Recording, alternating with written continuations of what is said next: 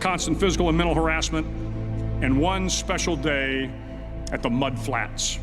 The mud flats are an area between San Diego and Tijuana where the water runs off and creates the Tijuana Sloughs, a swampy patch of terrain where the mud will engulf you. It is on Wednesday of Hell Week that you paddle down to the mud flats and spend the next 15 hours trying to survive this freezing cold, the howling wind, and the incessant pressure to quit from the instructors. As the sun began to set that Wednesday evening, my training class, having committed some egregious infraction of the rules, was ordered into the mud. The mud consumed each man till there was nothing visible but our heads. The instructors told us we could leave the mud if only 5 men would quit. Only 5 men, just 5 men, and we could get out of the oppressive cold. Looking around the mud flat, it was apparent that some students were about to give up. It was still over 8 hours till the sun came up. 8 more hours of bone-chilling cold. The chattering teeth and the shivering moans of the trainees were so loud, it was hard to hear anything. And then one voice began to echo through the night. One voice raised in song. The song was terribly out of tune, but sung with great enthusiasm. One voice became 2, and 2 became 3, and before long, everyone in the class was singing. The instructors threatened us with more time in the mud if we kept up the singing, but the singing persisted. And somehow the mud seemed a little warmer, and the wind a little tamer, and the dawn not so far away. If I have learned anything in my time traveling the world, it is the power of hope.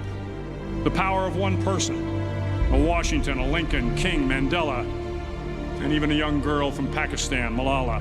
One person can change the world by giving people hope.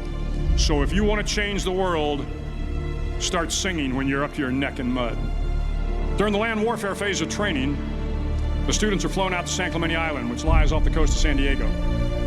The waters off San Clemente are a breeding ground for the great white sharks. To pass SEAL training, there are a series of long swims that must be completed. One is the night swim. Before the swim, the instructors joyfully brief the students on all the species of sharks that inhabit the waters off San Clemente.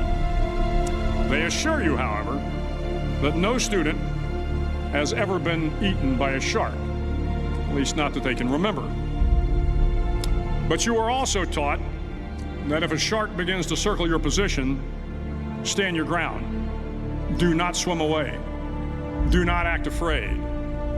And if the shark, hungry for a midnight snack, darts towards you, then summons up all your strength and punch him in the snout, and he will turn and swim away. There are a lot of sharks in the world. If you hope to complete the swim, you will have to deal with them. So if you want to change the world, don't back down from the sharks. Finally, in SEAL training, there's a bell. A brass bell that hangs in the center of the compound for all the students to see. All you have to do to quit is ring the bell. Ring the bell, and you no longer have to wake up at 5 o'clock. Ring the bell, and you no longer have to be in the freezing cold swims. Ring the bell, and you no longer have to do the runs, the obstacle course, the PT, and you no longer have to endure the hardships of training. All you have to do is ring the bell to get out. If you want to change the world, don't ever, ever ring the bell. It will not be easy. Start each day with a task completed. Find someone to help you through life. Respect everyone. Know that life is not fair and that you will fail often. But if you take some risks, step up when the times are the toughest, face down the bullies, lift up the downtrodden, and never, ever give up.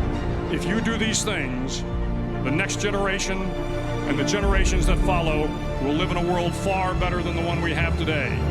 And what started here will indeed have changed the world for the better.